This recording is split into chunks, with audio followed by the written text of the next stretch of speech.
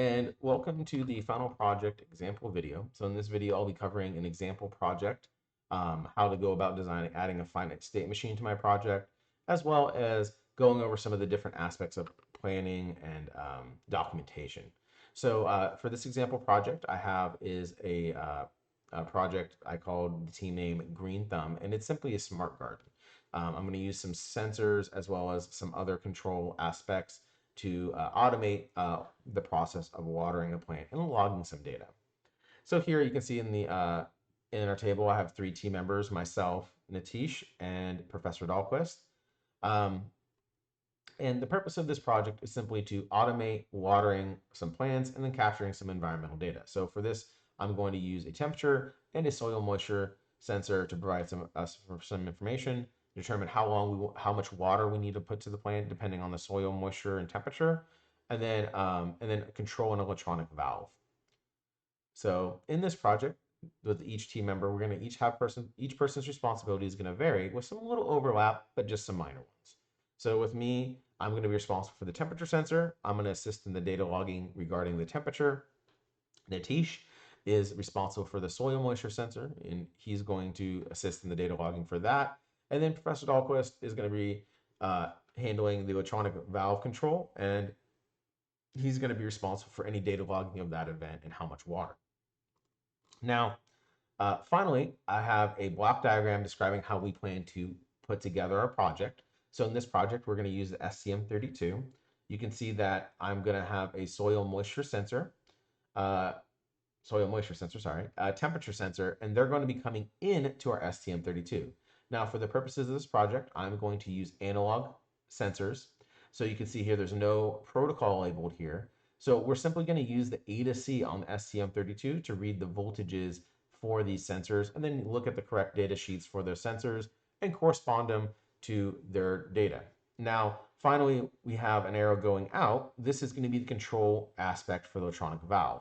So we're going to turn on the electronic valve depending on what it is. If it controls the degree we can turn it on, or maybe it's we can only turn it on and off for a certain period, whatever it may be. But we're going to go through, that's the aspect we're going to have connected to the STM32.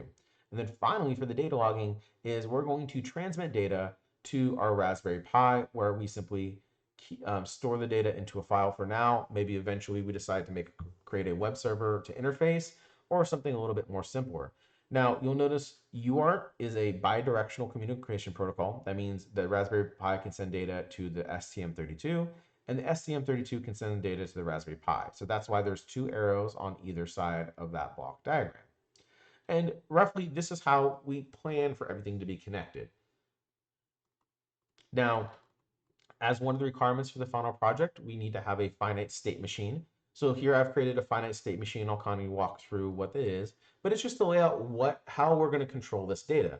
And I'll discuss a little bit why we want to use finite state machines for some of these cases, because of how we can scale or improve the project later, or if we find that we need to get additional things, or we want to be careful when some things are being handled or have a certain order of things being handled. Now, first, what you'll see is I have a state for setting up for data capture. I have a reset line for active low. So as the board comes up, my expectation is we start at the state. And as we go through, it sets up the data for data capture, or sets up the system for data capture.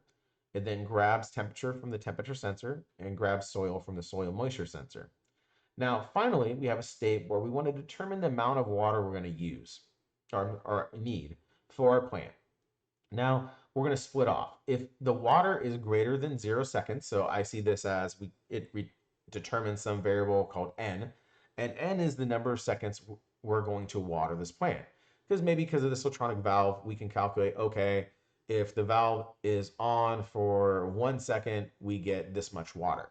So from here, we determine an equation that says, okay, based off of this criteria, we need this much water, so we need to turn the valve on for this number of seconds, whatever it may be. So if that value is greater than 0 seconds, we're going to go to a state that's going to control the electronic valve and open it up for that given time. Now, if we determine, hey, the plant does not need to be watered, then what we're going to do, we're going to set that value to 0, and we're going to jump to a state that basically we're going to jump to a state that doesn't water the plant, but may have, say, we don't need to. Sorry about that. That's a typo. Determine water amount. That should be changed to a different state, or to change to a different name. But we can say something simply as update event for data, right? Or actually, we could probably get rid of this state altogether. And finally, we have a state where we log the data, right? So here we're going to log the data, the number of seconds or amount of water we've watered the plant. We can update the temperature we've read, the soil moisture we read, all that information. And then at that point, we can put the system to sleep. Sleep, delay, however we want to handle it, right? But, you know, we want to have this state here because we don't need to go through and check 100 times a second how much water our water the plant needs. And in some cases, temperature sensors and even soil moisture sensors might need to be the fastest they can read data accurately is maybe every 1 second, right? And in this case, we probably don't need to check it maybe only once or twice an hour, if that, right? So, so we go into sleep. And then from there, we go through, wake up, and we go through the whole process again.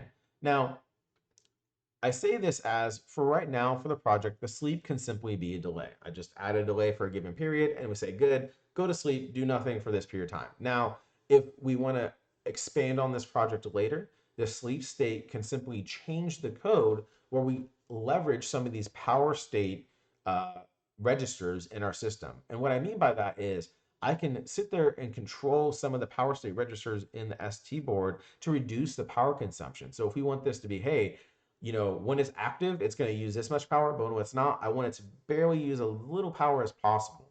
And so for future, I can plan of, hey, all I need to change code wise is whatever's in that sleep state. Maybe I get a more accurate temperature sensor than the one I'm using that's analog. And so now the only thing I change is this temperature. Same thing with the soil moisture. So the reason why we use those finite state machines is because we want to, it allows us to break up the project in different parts and allows us to improve upon certain parts or change certain things without worrying about affecting different parts, right? So it kind of separates into smaller pieces. And what's great is it also makes it more manageable for who's responsible for what. So again, if I'm going to be responsible for temperature sensor data, well, I means that state is my responsibility. If Natish is responsible for soil moisture, that's his responsibility. And then the state controlling the valve will be Professor Dahlquist. And maybe we all work a little bit on this part, or maybe one person focuses on that more than others, and we all have some responsibility in the log data. So we've already kind of split up the work and how who's doing what coding, who's touching what files, all of that. And it makes things a lot more easier and convenient. All right. And as well as visually, it makes it much easier to see. Now, um, about how this code is going to work. You can do the same thing with a flow chart, but I want to focus on a finite state machine simply as what's controlling what in what order and what events are happening is really a key thing or very commonly used in embedded systems or microcontrollers. So the final thing we'll talk about is test cases. So say we get to a certain part of the project and we want to start testing things. So here I have laid out a couple of test cases and I've labeled what team members responsible for what, and what test cases we plan to test. So for here, I have the first one, the temperature sensor. Since I'm going to be working on it, I'll be responsible for the temperature sensor.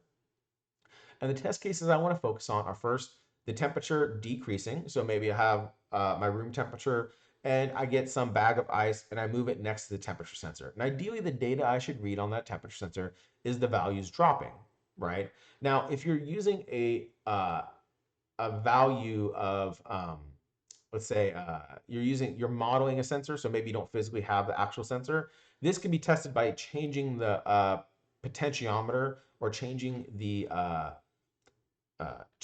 resistance or voltage divider circuit that you built maybe to show that the temperature has decreased. So we can model this still in some way and still have some way to test some of the code.